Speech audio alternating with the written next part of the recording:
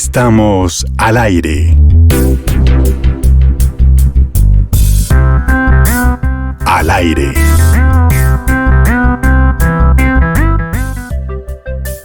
Hoy tendremos al aire a un invitado, bueno, como todos, muy especial.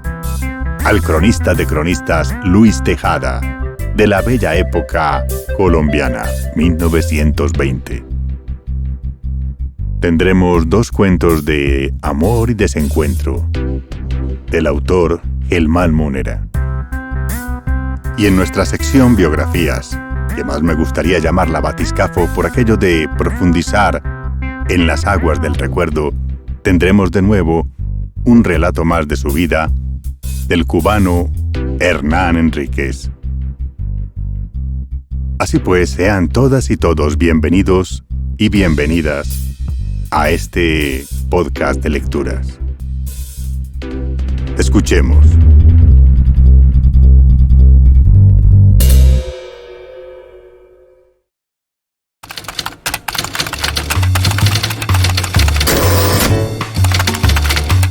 Crónicas.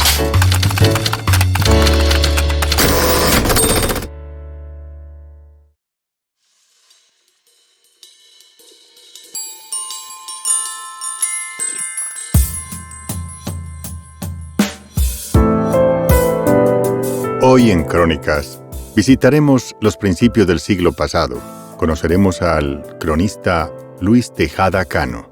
Para ilustrarnos un poco de quién es Luis Tejada Cano, extractaré de la publicación de internet razonpublica.com, para saber en serio lo que pasa en Colombia, una pequeña semblanza escrita por Lina Alonso Castillo, el 18 de mayo de 2014.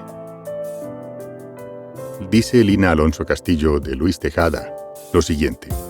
Luis Tejada Cano nació en 1898 en Barbosa, Antioquia, y murió en Girardot, Cundinamarca, en 1924. Su infancia transcurrió en ese campo antioqueño del que después huiría en busca de la agitación propia de la ciudad y de sus corrientes poco ortodoxas, único teatro donde se permitiría la primera fila al espectáculo de entrada.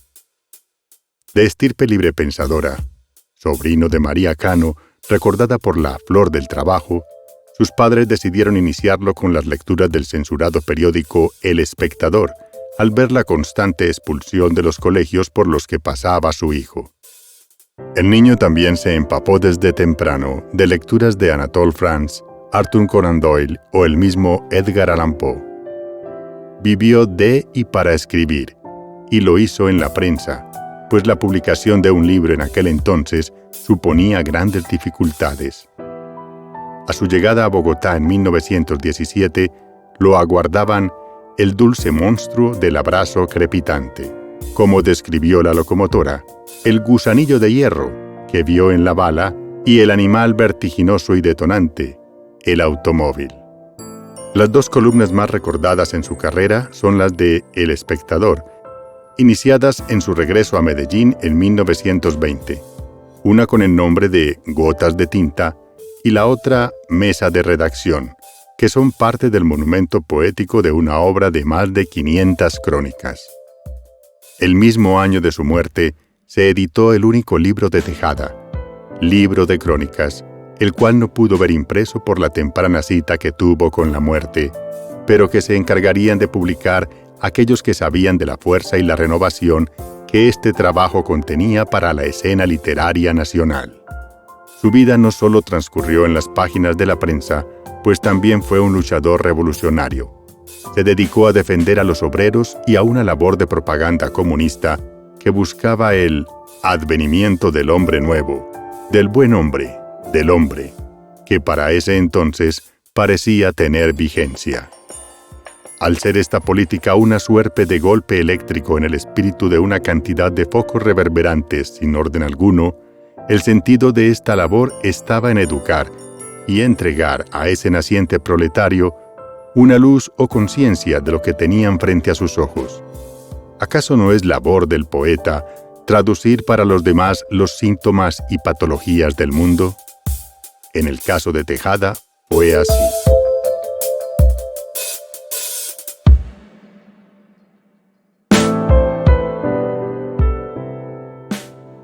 Ahora pasaré a leer 2 crónicas de Luis Tejada, publicadas en la revista digital Gotas de Tinta, la revista, Colombia, febrero de 2010, número 1.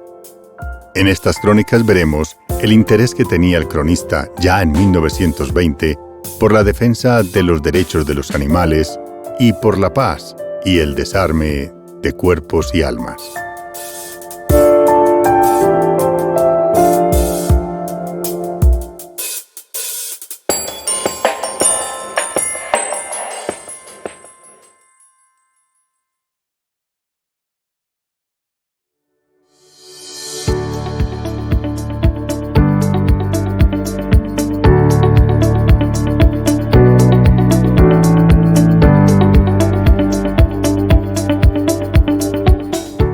Habla la vaca. Veníamos hojeando esta mañana un viejo libro de Azorín y pensábamos: ¿cómo se parece este pueblo a Yecla? Aquí también todos son abogados. Todos van y vienen con cartapacios de papel oficinesco, todos entran y salen en el juzgado. Todo el mundo habla de leyes, de códigos, de defensas y de alegatos. Todos. De pronto, una respetable vaca, pintada, barriguda y de grandes ojos tristes, se interpuso en nuestro camino y nos dijo: «¿Señores periodistas?» «Ajá. ¿A qué le debemos el honor?» «Señores periodistas, tengan la bondad de sentarse en este banco y de oírme un momento». Nos sentamos. Ella lo hizo también. Cruzó con cierta beatitud monjil las patas delanteras sobre la embombada panza, suave, amable y tibia, y en cuyo centro preciso los pelos blancos y largos formaban un terso remolino. Apuntó hacia nosotros los 2 agujeros húmedos de sus narices, sacó la lengua áspera, flexible, la paseó por el hocico lustroso 1, 2, 3 veces y luego prosiguió: «Vengo en nombre del hermano buey, vengo en nombre del hermano pavo, vengo en nombre de la hermana gallina». «Bueno, ¿y en qué podemos servirles?» «Es el caso que ayer encontramos un papel en una manga, cosa muy natural. En el tal papel se dice de un señor diputado que quiere proteger a los animales domésticos. Y el buey, el pavo y la gallina y el gato hosco y también el buen perro casero resolvieron enviarme a ustedes para pedirles que apoyen, refuercen o exijan la aprobación de ese proyecto tan humanitario. Eso es muy civilizado, como dicen. En otros países la protección de los animales sí es un hecho evidente y práctico. Una estimabilísima y muy ilustrada vaca Durham, que trajeron el otro día de Inglaterra a una casa rica de aquí, nos contaba cómo, una vez en Londres, el presidente de la Sociedad Protectora de Animales mató a su cochero a puñetazos porque estaba azotando levemente a los caballos con la fusta. Eso sí es amor a los animales. Nuestra interlocutora se detuvo un instante. Otra vez vimos el reverso, estriado, amarillo, cartilaginoso de su lengua que se hundía en el hueco humeante de la nariz. Luego continuó así: «En este pueblo solo se ha intentado proteger al caballo, ese ser afortunado y feliz. Hay quien defiende los caballos de carrera, hay quien defiende los caballos de coche, hay quien defiende a los caballos de carro. Pero nadie, señores míos, ha pensado un poco en todos esos humildes y oscuros animales que sufren, sin revelarse jamás, el peso de una vida áspera y cruel. El pobre buey melancólico, tierno y apacible, que va con el arado todo el día bajo el sol agrio. El novillo bello, generoso, rozagante, que arranca a sus verdes praderas para empujarlo hacia aquí durante largas semanas de peregrinación penitente, sin agua, sin hierba, sin descanso, para llegar escuálido y demacrado, como un convaleciente del hospital. En las dulces y alegres gallinas de la huerta, que morenas mujeres traen desde lejos, ensartadas patas arriba, en agresivo bastón pastoril. No hablo de mí, humilde vaca de leche, vapuleada y exprimida todo el día, porque a una no le quedaría bien alabarse». Y la buena vaca sonrió, iniciando un mohín repelente y poniendo los grandes ojos en blanco. Después siguió en tono más solemne. Yo sé, señores periodistas, que la justicia abstracta y pura no se adaptará jamás a las costumbres humanas, ni informará siquiera el espíritu de la ley. Hay algo que se llama necesidad, y ese algo, aunque sea grandemente inmoral o injusto, privará en costumbres y leyes. Hay quien se indigna, protesta y exige el castigo de la ley para el que azota un caballo en la calle, pero alguien se indigna, alguien protesta, alguien se conduele siquiera porque en el matadero matan 100 novillos, porque en el hotel sacrifican 10 gallinas, 5 pavos o un par de palomas. Y sin embargo, una paloma no es más ni menos animal que un caballo. La misma alma ingrávida, incipiente y temblorosa que se quiere respetar en el caballo, alienta en el buey cándido, en la loca gallina cacareante, en la palomilla toda llena de dulcedumbre. ¿Comprenden ustedes esa inaudita paradoja humana, esa fragmentación del instinto compasivo del hombre que es caritativo con el caballo y es implacable con el buey? ¿Hay alguna diferenciación sustancial entre estos dos seres hermanos? Yo sé que sería absurdo, ingenuo, predicar este evangelio entre los hombres, sordos a lo que atenta contra sus necesidades fundamentales. Además, a una modesta madre de familia como yo, ya toda descornada y vieja, no le estaría bien meterse en empresas redentoras. Pero espero que el porvenir sea claro y comprensivo. ¿Ustedes no han leído a Yvonne Sarcey? ¿No? Pues en un amable libro de Yvonne Sarcey, buena mujer, he visto estas cosas. En el siglo XVIII se proclamaron los derechos del hombre. En el siglo XIX se proclamaron los derechos de la mujer. En el siglo XX se proclamarán los derechos de los animales. Las ideas habían iluminado el cerrado testuz de nuestra vaca. Se levantó, púsose de nuevo, como siempre, sobre las 4 patas y se fue con ese aire satisfecho, indiferente, tonto, filosófico, feliz, inimitable que tienen las vacas ciudadanas cuando van por la calle. Publicado en El Espectador, columna Mesa de Redacción, Medellín, 27 de mayo de 1920. Luis Tejada.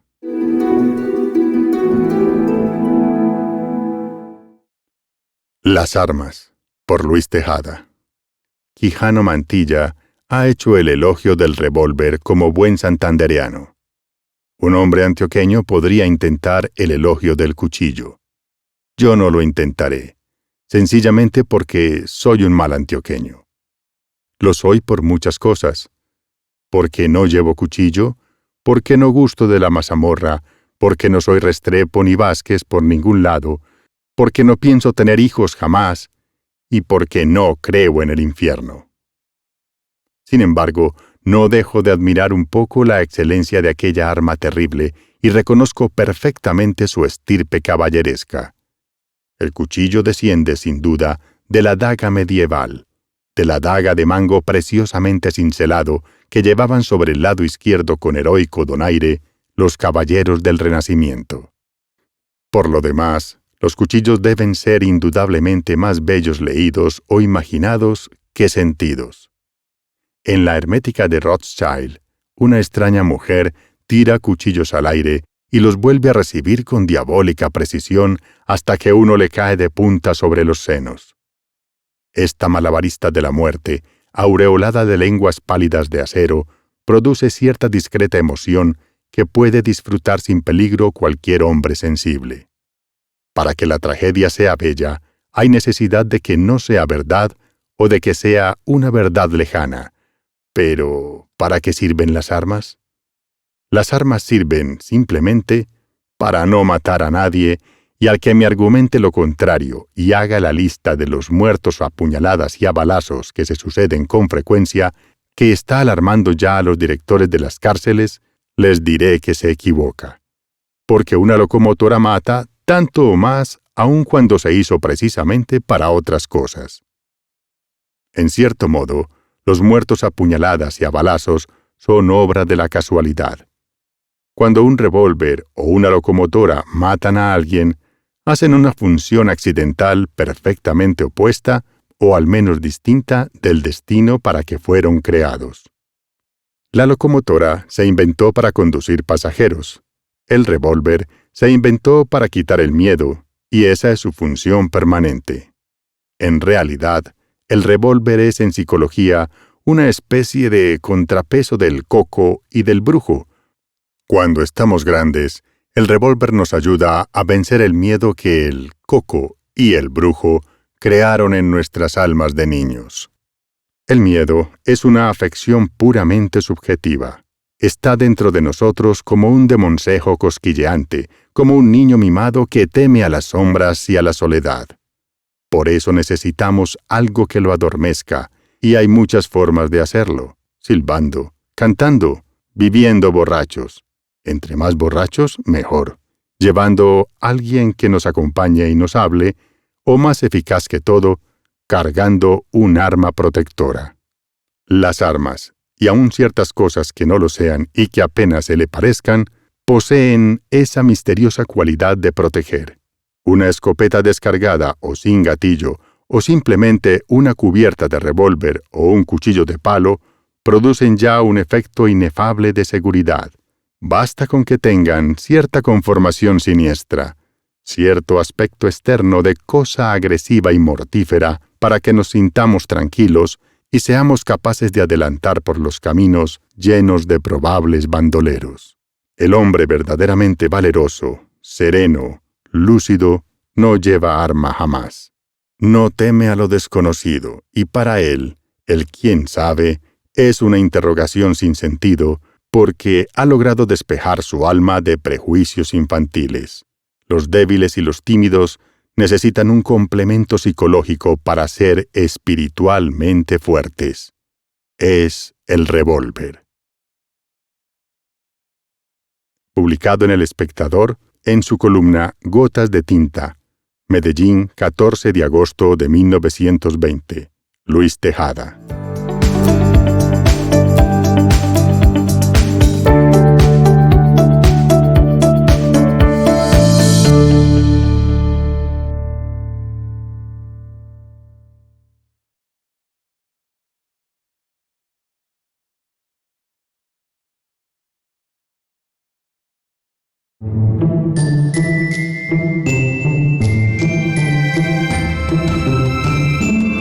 Cuentos.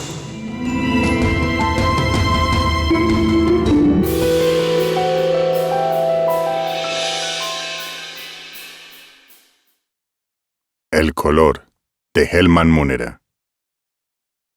La mejor opción fue asesinar a su exesposa esa misma noche. Las condiciones eran propicias. Había congestión en el metro, el día era frío y llovía. Cuando descendía por las escaleras a la plataforma de embarque, la vio en el reflejo distorsionado de la gran ventana que daba al río. Seguro de no haber sido visto, la siguió a prudente distancia. Ya en la plataforma, justificó su decisión mientras se le acercaba. Recordó el fastidio que le producían sus reclamos frívolos e intransigentes. Su voz chillona cuando le exigía incómodas palabras tiernas o cuando le sugería leer en voz alta dulces poemas de amor, y sobre todo, cuando le pedía molestas caricias interminables antes de la simple y básica copulación. Su tolerancia se agotó el día en que, después de considerar por años que su novela era menos que basofia, siguió los consejos de su abogado para incluir los derechos de la obra dentro de la sociedad conyugal. La ofensa llegó al extremo inconcebible de pretender que ella, como poseedora de la mitad de los derechos, sería coautora, tendría potestad de corregir el manuscrito y de proponer otro final que ella consideraba mejor. Este pensamiento escalofriante lo detuvo por un momento.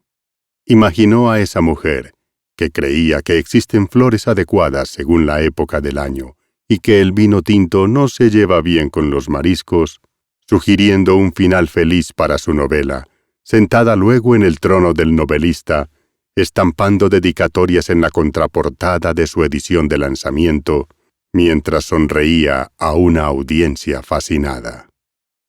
Se recuperó del tremor gélido y la buscó otra vez en el tumulto de pasajeros. Sonrió al identificarla de nuevo. Entre los vicios asfixiantes de la mujer resaltaba su queja constante de que él no recordaba los colores de su extensa colección de ropa. Hoy las cosas eran diferentes. Ahí se veía con claridad el color pardo de su abrigo con capucha y el cordón rojo que ajustaba el cuello, un atuendo que él bien recordaba. Recapacitó su plan de acción mientras el tren se acercaba desde el sur.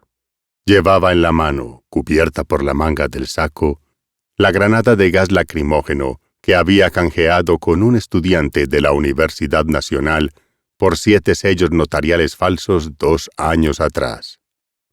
Llegaría hasta la mujer, soltaría la paleta de la granada, la llamaría por su nombre, Manuela.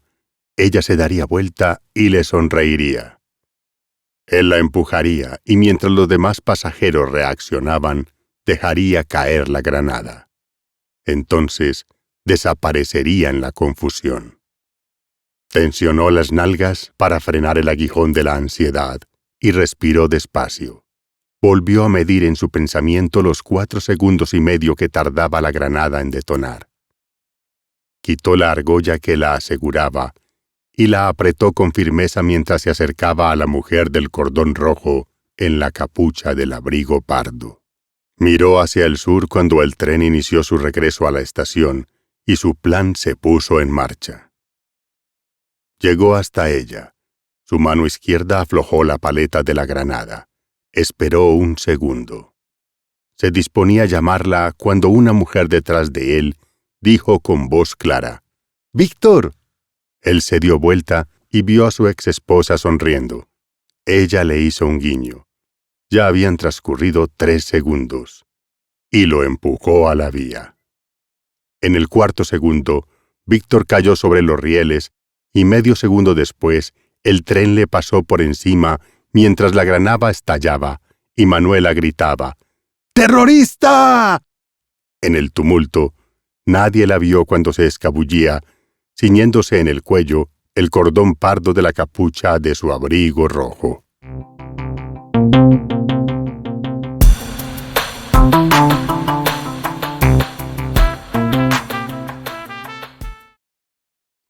La puerta a la derecha, de Germán Múnera.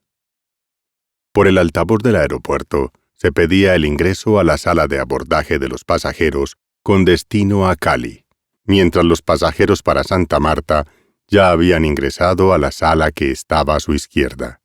Víctor se quedó en el tabique que separaba a ambas salas, mascullando los escasos 8 minutos que tenía para hacer su elección.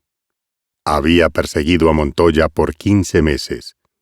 Tuvo noticias de él desde un atentado en Medellín. Lo había monitoreado en 4 domicilios y logró tener contacto visual en casi 3 oportunidades. Finalmente, logró establecer que sería el coordinador de un nuevo ataque en el mes de marzo, posiblemente en Santa Marta, tal vez en Cali. Ahí estaba, a unas cuantas horas de darle alcance, con la ventaja de 2 pases de abordaje para ambas ciudades, con la certeza de haberlo visto ya entrar a la sala de la derecha, seguro de que Cali era su destino. Sabía exactamente lo que le haría. No contactaría a la policía. 3 contactos de seguridad le ayudarían a atraparlo. Lo llevarían a una bodega disponible en el norte, lo esposaría de pies y manos y le cobraría, centímetro a centímetro, todo lo que le había quitado. Llevaba meses soñando con los borbotones de sangre brotando de dolorosas heridas no mortales en sus costados. En cada incisión le nombraría cada uno de los amigos que había perdido, cada noche de desvelo, cada duelo. No tendría en su cuerpo sangre ni dolor suficiente para cobrarle la angustia de las víctimas que había dejado. Su odio era sincero, profundo, honesto, inhumano, obsceno. Su castigo estaba cercano. Pero ahora, esto. En la sala de la izquierda había entrado ella. No entendía cómo aparecía justo en este momento. ¿Por qué no en los 5 años previos en que soñó con su cuerpo? Amalia era una arquitecta a quien había extorsionado para obtener planos del edificio donde 6 años antes funcionó la Corte Suprema de Justicia. Él había sido asignado a su protección, pues el Estado no quería usar agentes legales. La orientó, la cuidó, le enseñó a protegerse y esconderse. Después de eso se enamoró. Fue la única mujer por quien estuvo dispuesto a dejar su vida escabrosa. La única con quien soñó una misma cama por más de una noche. La única por quien dejaría una vida sin nada y lo conseguiría todo. Desapareció una noche turbia en que casi les dan alcance. Ella usó las herramientas de ocultamiento que él le había enseñado. Solo le dolió lo bien que las había asimilado, pues desapareció por completo, y ni siquiera un exmilitar bien entrenado como él pudo seguirle el rastro.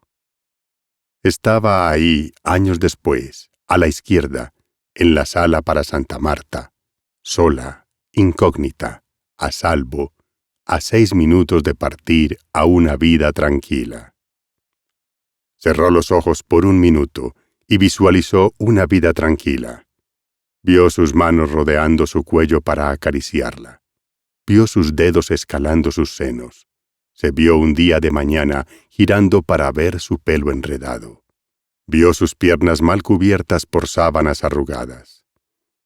Vio un café tibio en su mano derecha, mientras con la otra ponía una fresa escarchada en su boca. Vio un desayuno al mediodía. Vio toda una vida. Después de ese minuto, abrió sus ojos y miró a la derecha. Vio a Montoya sobre un tabique de cemento, gritando, suplicando. Vio sus dedos acerados rodeando su cuello para lacerarlo. Vio como un puñal en su mano izquierda hacía una pequeña incisión bajo sus costillas y luego con su mano derecha entraba en ella. Abría su piel, se adentraba en su tórax y coronaba su corazón para rodearlo, apresarlo y extraerlo de un tirón, todavía palpitante, bombeando medio litro de sangre, retrayendo las arterias que se replegarían como látigos en su cuerpo aún vivo. Vio a Amalia, muerto de amor por ella, acariciándola, haciéndole promesas con el corazón en la mano. Vio a Montoya, agonizando, gritándole nombres con el corazón palpitante en sus manos. Pensó si acaso a él lo odiaba más de lo que a ella la había amado. En el último minuto, agarró su pequeña maleta, bajó la mirada y tomó la puerta de la derecha. De 3 lágrimas, solo contuvo 2. La última la lamió en la comisura de sus labios. Su sabor sería otro más que cobraría esa misma tarde. Entró en la sala y aceptó su decisión.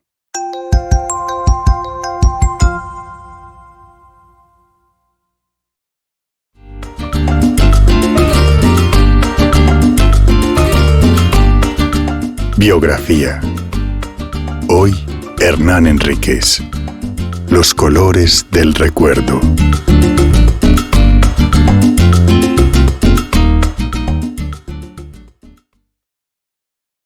H-34. De Hernán Enríquez. Vitico vivía en la cuartería que Isabelita, la señorona negra de la Casa Rosada, tenía al lado de su mansión. Aquella señora que al final del siglo XIX y principios del siglo XX debió de haber sido rica porque para ser dueña de aquella mansión de 2 pisos en la Avenida Quinta, de arquitectura neoclásica, una de las primeras construidas cuando aún todo eran fincas en el Buenavista y el reparto estaba recién trazado. Casa de alto techo y 4 gruesas columnas al frente, que además de la casa, era dueña de los 100 metros del terreno de esquina a esquina y 50 metros de profundidad, tenía que haber sido adinerada. Pero Isabelita había venido perdiendo su riqueza, y ahora su poder económico era cada vez más pobre. Ya vieja, a finales de la década del 40, la negra señorona mantenía su dignidad. Sentada allí en su portal cada mañana, era el símbolo de la majestuosidad. Ninguno de sus congéneres se atrevía a dirigirse a ella sin quitarse el sombrero, inclinándose en señal de respeto. Blancos o negros, ricos o pobres, todos en el barrio respetaban a la gran señorona del duro semblante, que nunca reía ni mostraba emoción alguna. La cuartería, que más bien parecía un barracón de negros esclavos, constaba de 3 cuartos. En el primero, que daba junto a la calle, vivía Barbarita con sus hijos, Alberto, Ñico y Luisito. El padre de ellos, que era motorista de tranvías, no vivía en la casa. Seguro que tendría su esposo oficial y Barbarita habría sido o era la querida. En el segundo cuarto, más amplio y al centro, vivían el viejo Chicho, el hijo mayor de Isabelita, un carpintero que ya casi no podía caminar y tenía una pata de palo. Su esposa, la vieja Santa, que había nacido esclava y lo fue hasta los 12 años de edad, cuando se abolió la esclavitud en Cuba en el año de 1886, y un sobrino, yo no sé de quién, hombre muy insignificante, que vendía masa real y matahambres. Al final y último cuarto, el más pequeño de los 3, vivían Vitico, su tío, sastre mediocre, y su tía, una vieja flaca muy prieta. A veces yo pensaba, ¿cómo es posible que 3 personas vivieran en un cuarto tan pequeño? Vitico era el más serio de todos los negritos bajo el control de Isabelita, que habían sido mis amigos de la infancia. El de mejores facciones. Tenía el cuerpo y rostro típico de los etíopes. Cara rectangular y rasgos muy finos, más cerca de los blancos del Mediterráneo que de los negros del África subsahariana tropical. Eso lo diferenciaba del resto de los que habitaban la casa y la cuartería, más bien del tipo bantú, procedentes del Congo. Rostros más ovalados, labios más gruesos, narices más anchas. Los esclavos que trasladaron a Cuba fueron mayoritariamente bantúes del Congo y Nigeria. Vitico era el más diplomático, el mejor hablado, el que nunca se metía en problemas, prácticamente el intelectual del grupo de todos mis amigos y conocidos.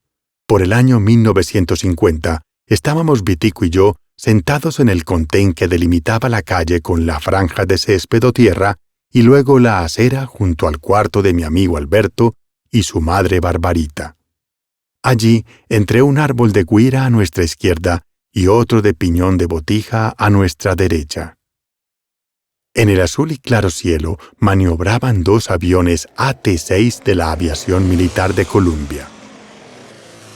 Vitico y yo los contemplábamos en sus giros y piruetas, y en ese momento él dijo: «Acaba de comenzar una nueva guerra en Corea». Yo me sorprendí con preocupación y exclamé: «¿De nuevo otra guerra?», recordando los temores que se sentían en nuestra casa durante la reciente Segunda Guerra Mundial, cuando mi padre navegaba como tripulante en barcos americanos de transporte militar. Vitico siempre hablaba con sabiduría. En otro momento dijo: «Para cagar bien y sin problemas, lo mejor es comer potaje de frijoles todos los días». Ya para el verano del 1956, Vitico siempre se asomaba temprano a socializar con los que por ahí andábamos frente a la guarapera de los Becerra en la calle 70, o más allá por la bodega del Gallego Magín, en la esquina con Avenida 21, o por la otra esquina de calle 70 con Avenida 19, donde estaban la cafetería Iván y el bar Bullón. Parados por aquí o por allá, haciendo grupo, sentados en algún lugar conversando, en serio o en broma. Pero una mañana, Vitico no se apareció. Sí, señor, Vitico no se apareció. Pero su ausencia no se notó mucho, créanme, porque el Vitico era reservado, alejado del bullicio como parte de un tranquilo paisaje. Así que el día transcurrió sin que nadie se preguntara: ¿dónde está Vitico? Pasaron varios días, 3, 4, cuando uno del grupo se preguntó: «Caballeros, ¿dónde está Vitico? ¿Alguien lo ha visto?» Todos nos miramos levantando los hombros con esa expresión de «yo no sé», y ahí seguimos en nuestro diario quehacer. Y ocurrió que uno venía gritando: «¡Caballeros! ¡Vitico está en el periódico!». Todos miramos al que venía corriendo, periódico en mano. «¿Qué pasa? ¿Qué dices?» «¡Vitico está en el periódico! ¡Mírenlo aquí!». La foto de Vitico estaba ahí, en una de las páginas interiores del diario Prensa Libre, con su nombre y apellidos. Más abajo, al pie de la foto, el titular de la noticia de letras negras y grandes decía: «El caso del H-34». Todos miramos, impactados por la sorpresa, el interés y la curiosidad. Pero, ¿qué le ocurrió? El artículo explicaba que Víctor, de apellido tal y mascual, había estado al borde de la muerte. Lo habían encontrado desmayado, convulso y sin casi poder respirar, que se había salvado de milagro gracias a una traqueotomía de emergencia. Y ahí se veía la foto de la cara de Vitico con ojos de sorpresa y un vendaje en su cuello. Sucedió que Vitico, que era tan reservado, no había dicho a nadie que le habían caído ladillas. Las ladillas son unos pequeñísimos animalejos que se alojan entre los vellos de la zona púbica. Su contagio y transmisión se debe al contacto sexual entre personas si una de ellas está infectada. También se contrae con el uso de ropas o sábanas en camas o literas de albergues colectivos.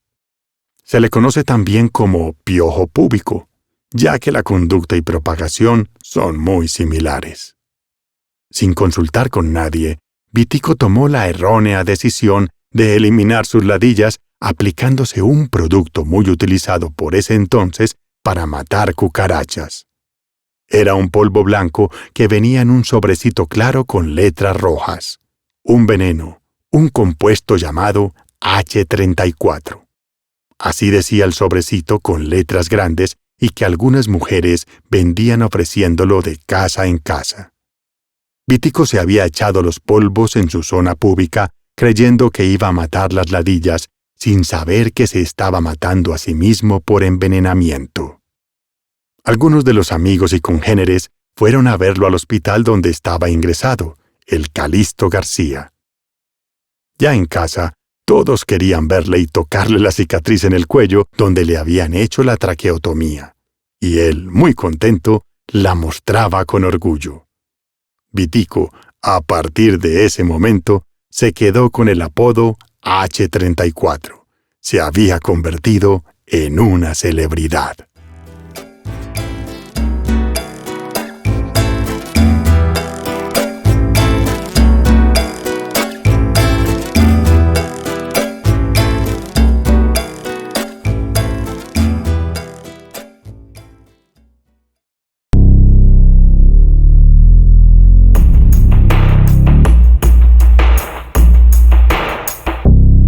Sonografías.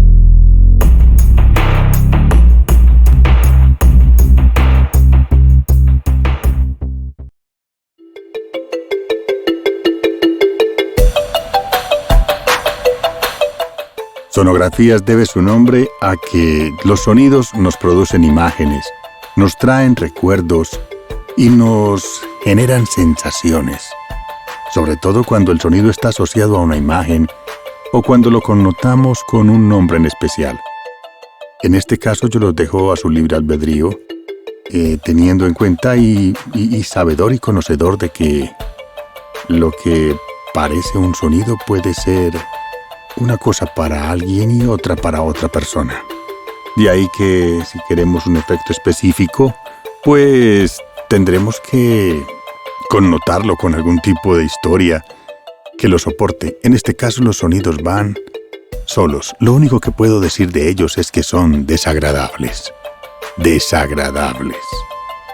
Sí, no todos los sonidos nos traen buenos recuerdos o nos producen sensaciones placenteras.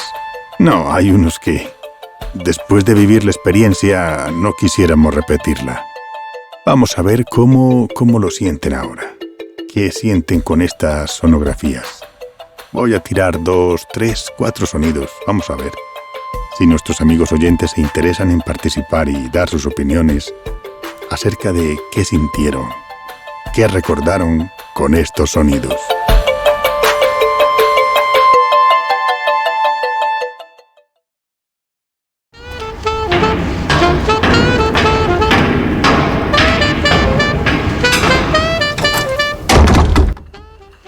Sonografía número 9.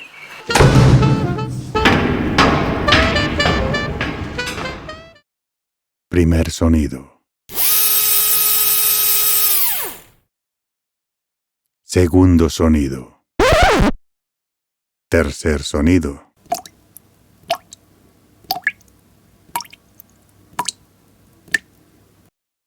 Cuarto sonido.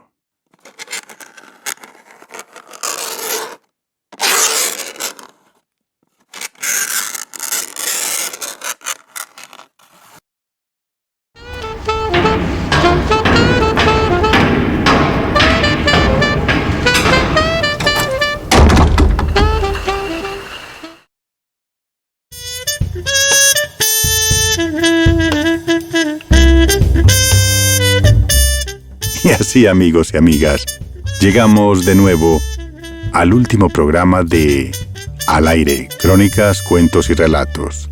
Siempre será el último porque no sabemos nuestra fecha de caducidad. Al fin de cuentas, nuestro cuerpo tiene obsolescencia programada y tarde que temprano estaremos en los brazos de Morfeo, durmiendo nuestra rica noche después de un día de trabajo delicioso, o agotador, o maluco, pero el sueño, siempre reparador. Espero que esté presente con ustedes durante los próximos 7 días, hasta que nos encontremos con el próximo Al Aire, número 11.